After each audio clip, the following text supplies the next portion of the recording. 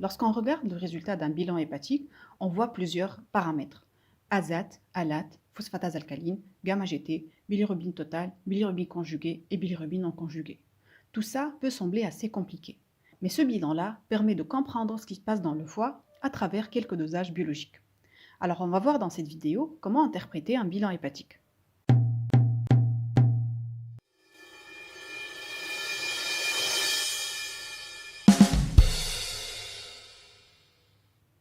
Lorsque le médecin demande un bilan hépatique, c'est qu'il cherche un problème dans le foie ou il pense que son patient présente un tableau clinique avec une anomalie hépatique. Par exemple, le patient a pris des médicaments toxiques pour le foie, ou il a un ictère conjonctival, ou des douleurs abdominales, ou il a une maladie qui peut donner un retentissement hépatique. Dans ce cas, il va faire un bilan hépatique. Azate, alate, phosphatase alcaline, gamma-GT, bilirubine totale. Tout ça, c'est des éléments de bilan biologique hépatique qui nous permettent de comprendre ce qui se passe dans le foie. Alors pour pouvoir le comprendre, on va revoir un peu les fonctions dans le foie. Nous avons devant nous ici un foie et on peut parler de deux grands compartiments. Le premier compartiment, c'est le compartiment cellulaire, c'est-à-dire les hépatocytes, qui font un merveilleux travail de synthèse de protéines, de synthèse de facteurs de coagulation, de dégradation de produits toxiques, etc. Le foie est un organe vital, c'est une usine qui fonctionne à plein temps. Et le deuxième compartiment, c'est les voies biliaires, qui vont acheminer la bile, qui va être excrétée dans les voies biliaires principales, parfois stockée dans la vésicule biliaire, puis éliminée dans le tube digestif, une fois nous avons besoin de notre bile. Alors, ces deux compartiments peuvent avoir des anomalies.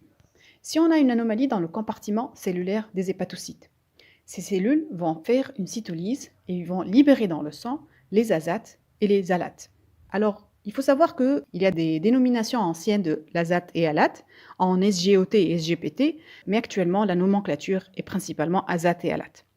L'alate est plus spécifique du foie. Astuce mémoire, alate, ça veut dire liver, donc c'est plus spécifique du foie. Par contre, l'azate peut s'élever dans les anomalies hépatiques, musculaires, cardiaques, rénales, cérébrales et dans les globules rouges. Donc ce n'est pas du tout spécifique. Mais si nous avons une augmentation de l'alate et de l'azate, on sait qu'il y a un problème dans les hépatocytes. L'élévation de l'azate seule n'oriente pas du tout vers une origine hépatique. Donc on a dit que si on a une anomalie dans le compartiment cellulaire du foie, on a une cytolyse hépatique. Et il faut quantifier cette cytolyse en calculant la cytolyse à quel nombre de fois par rapport à la normale. Par exemple, si le chiffre normal dans le laboratoire est azate égale à 50, alate égale à 50, le fait d'avoir un chiffre à 200 veut dire 4 fois la normale. La quantification nous permet d'avoir une idée sur la gravité de cette cytolyse hépatique et l'importance de l'atteinte hépatique.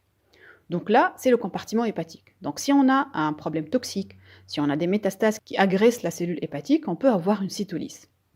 Pour le deuxième compartiment, c'est le compartiment de la bile, dont le rôle est la digestion, par exemple, des lipides, l'élimination des produits de l'hémoglobine. On revient un peu sur l'hémoglobine. Le globule rouge a une vie de 120 jours.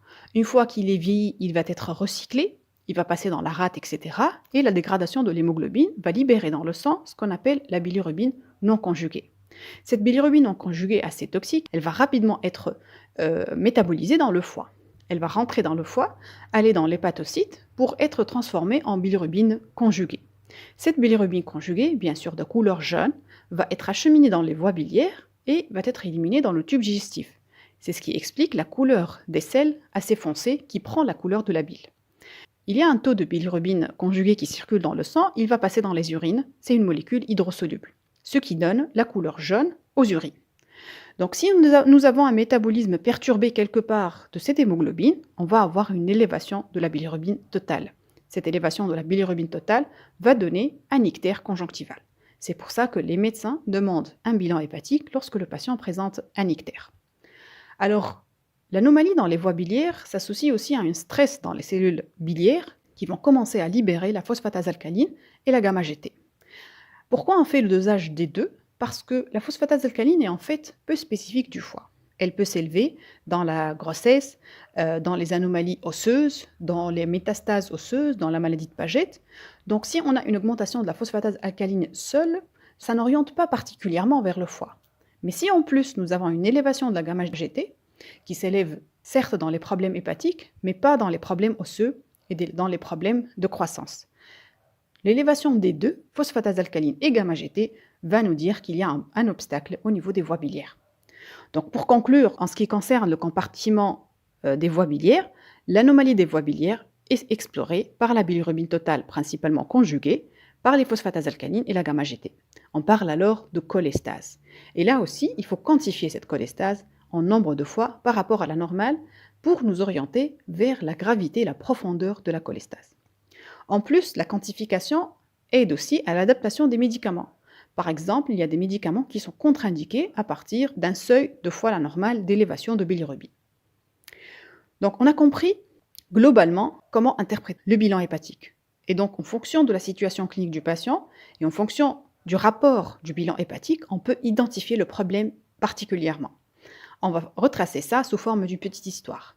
Alors on va suivre le bilan hépatique. Si nous avons une élévation de la bilirubine non conjuguée seule, ni perturbation des azates et alates, ni de cholestase. Là, on sait très bien que c'est un problème d'hémolyse, d'un problème de dégradation excessive de globules rouges qui fait que le foie n'arrive pas à suivre le rythme et la bilirubine non conjuguée, elle circule dans le sang. Deuxième situation, nous avons une bilirubine totale élevée, le patient a un ictère, mais la bilirubine non conjuguée est normale. La bilirubine directe ou conjuguée, elle est élevée, mais il n'y a pas de cytolyse et il n'y a pas de cholestase. Lorsque nous avons cette situation, c'est que le foie lui-même, il est incapable de transformer la bilirubine non conjuguée à la bilirubine conjuguée. Ça, c'est une situation rare, mais elle représente 5% de la population. Ça s'appelle la maladie de Gilbert. C'est un déficit enzymatique qui ne permet pas la dégradation de la bilirubine non conjuguée. Troisième situation, nous avons la bilirubine totale élevée, le patient présente un ictère, la bilirubine conjuguée est élevée, phosphatase alcaline élevée et gamma-GT élevée. Là, c'est clairement un obstacle. On appelle ça une cholestase.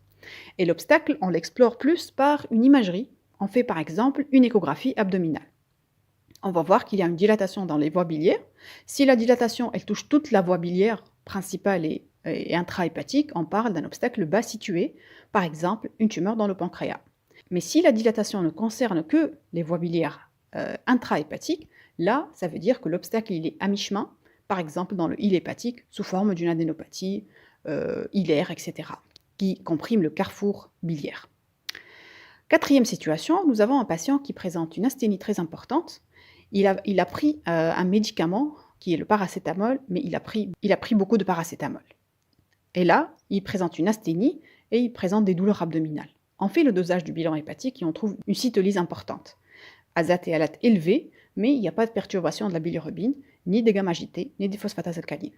Là, on parle de cytolyse toxique, c'est-à-dire que l'excès de paracétamol était toxique pour le foie, ce qui a donné une lyse des hépatocytes.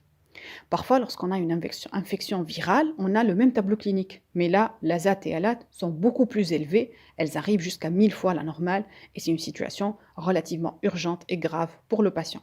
Alors, un dernier point, il faut savoir que la cytolyse peut retentir sur la cholestase, et la cholestase peut retentir sur la cytolyse. Je m'explique.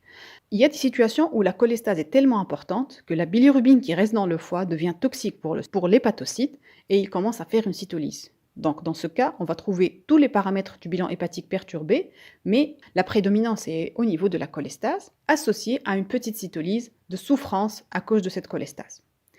Vice-versa, si on a une atteinte hépatique hépatocytaire très très importante, on va avoir une cholestase fonctionnelle, c'est-à-dire une élévation de la bilirubine, pas forcément avec les gamma-GT et la bilirubine totale, mais parce que cette élévation s'explique par l'incapacité du foie à assurer la fonction de transformation de bilirubine non conjuguée en conjuguée. Donc la cholestase est une conséquence de la cytolyse très importante.